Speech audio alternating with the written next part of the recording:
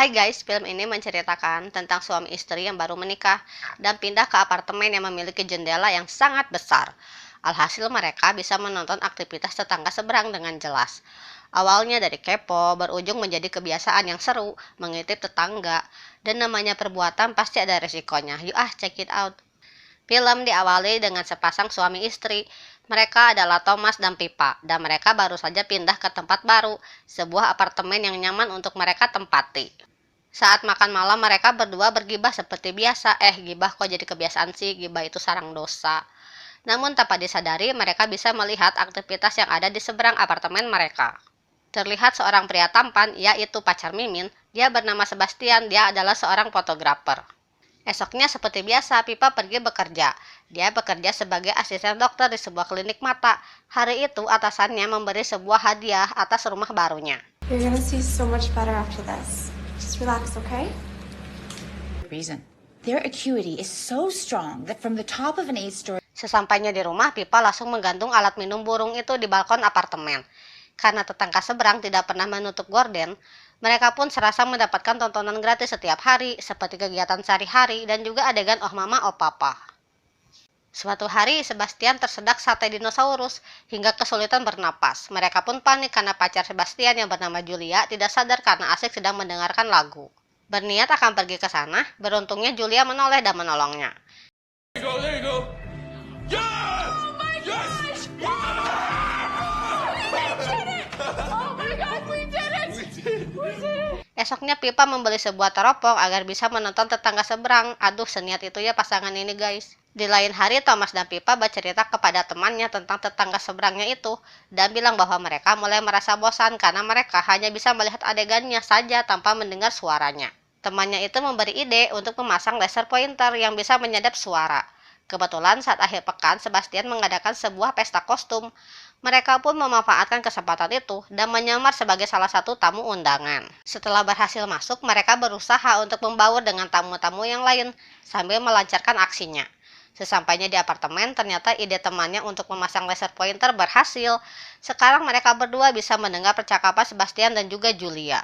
Esoknya Pipa kedatangan pasien tak terduga saat bekerja. Dia adalah Julia, si tetangga seberang, datang untuk memeriksakan matanya. Di sisi lain, Thomas yang sedang bekerja di rumah secara tidak sengaja melihat adegan perselingkuhan yang dilakukan oleh Sebastian. Dia asik adu mekanik dengan seorang model di apartemennya. Saat di rumah, Pipa menceritakan pertemuannya hari itu dengan Julia.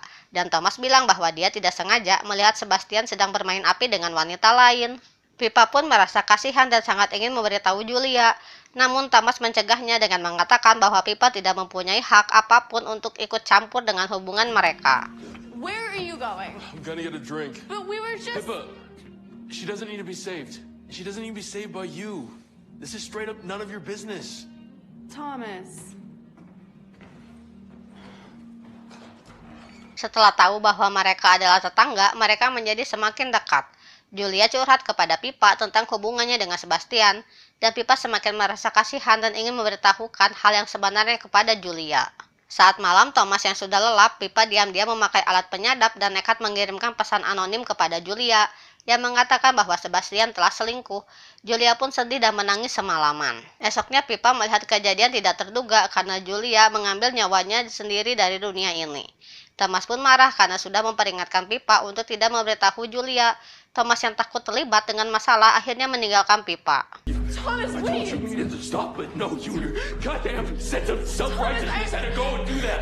Thomas, I'm really scared and I need you. Please don't go. I love you. Sebenarnya serba salah jadi Pipa itu ya guys. Kita tahu kebenaran, tapi saat diungkap kebenaran malah jadi bencana. Lebih baik nggak usah tahu apa-apa ya. Sebagai suami, Thomas udah memperingatkan, tapi jangan ninggalin juga kali, kan itu istri kau bang. Selama berhari-hari, hidup Pipa terasa hampa. Selain karena ditinggal Thomas, Pipa juga menyalahkan dirinya atas kematian Julia. Apalagi sekarang Sebastian mulai minum minuman haram dan dia merasa semakin bersalah. Dan saat itu Pipa diam-diam mengikuti Sebastian dan ternyata dia pergi ke warkop malam untuk melampiaskan kesedihannya. Akhirnya Pipa memberanikan diri menghampiri Sebastian. Mereka mulai mengobrol sambil minum teh. Dari awalnya obrolan santai yang dimana Pipa berusaha menghibur Sebastian, lama-lama kok nyaman. Mereka yang terbawa suasana memutuskan untuk bermain cacing di apartemen Sebastian. Di saat yang bersamaan, ternyata Thomas pulang ke apartemen untuk meminta maaf kepada Pipa. Dia meminum sebotol air dan menyisakan setengahnya untuk disimpan ke tempat minum burung di balkon. Dan di saat itulah dia melihat adegan yang membuat hatinya panas membara.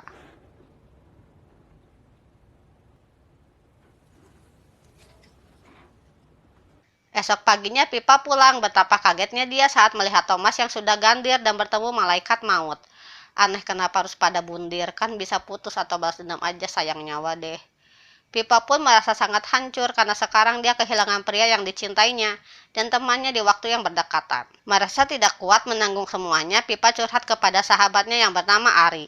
Dia bilang bahwa semua ini bukan salahnya Pipa, bahkan dia mendorong Pipa untuk membuka lembaran baru bersama Sebastian karena sekarang mereka sudah sama-sama single. Dia menemani Pipa untuk datang ke pameran seni Sebastian yang terbaru. Karya itu diberi nama The Voyeurs, sesuai dengan judul film yang kita bahas kali ini. Awalnya Pipa tidak merasa curiga sampai Sebastian memberikan kata sambutan dan memanggil seseorang ke atas panggung. Pipa kaget karena melihat Julia berdiri di samping Sebastian, wanita yang selama ini dikira sudah di alam lain ternyata masih hidup. Tidak sampai di sana kejutannya, saat tirai ditarik, foto-foto perjalanan hidup Pipa terpapang di sana. Dari awal mereka pindah, mereka yang kepo dengan hidup tetangga, hingga tragedi yang menewaskan Thomas. The whole time that they were watching us. Well, we were watching them. Dan ternyata apartemen yang ditinggali oleh Pipa adalah milik Sebastian dan Julia. Jadi selama ini yang sebenarnya sedang dipantau adalah Pipa dan Thomas demi menghasilkan sebuah karya seni. Pipa pun pergi ke apartemen Sebastian dan menyusuri setiap ruangan yang ada di sana dan menemukan sebuah ruangan tersembunyi.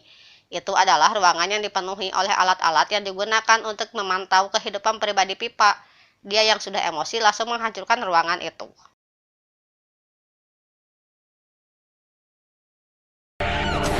Kemudian dia memutuskan untuk pindah. Sebelum pergi, dia berniat untuk mengambil tempat minum burung. Betapa kaget dirinya saat melihat banyak burung mati di balkon. Dan dia tersadar bahwa Thomas tidak melakukan gandir. How many times can someone be congratulated? Oh, your favorite.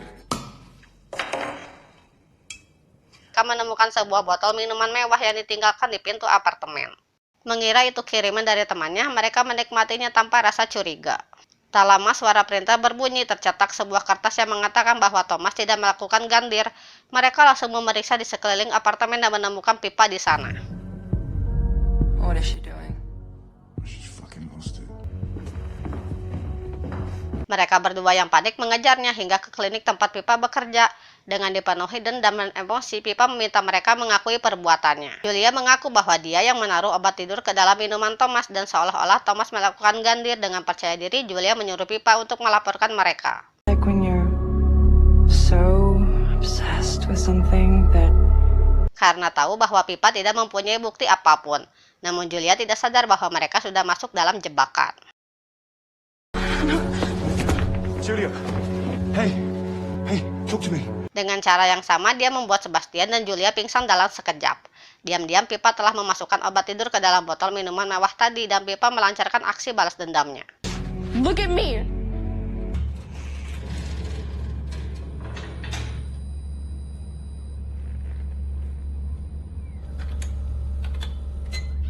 Di akhir film terlihat pasangan gay yang baru saja pindah ke sana. Dari sana mereka bisa melihat ke arah seberang yang dimana Thomas dan Julia sekarang sudah menjadi pasangan tunanetra dan film pun tamat.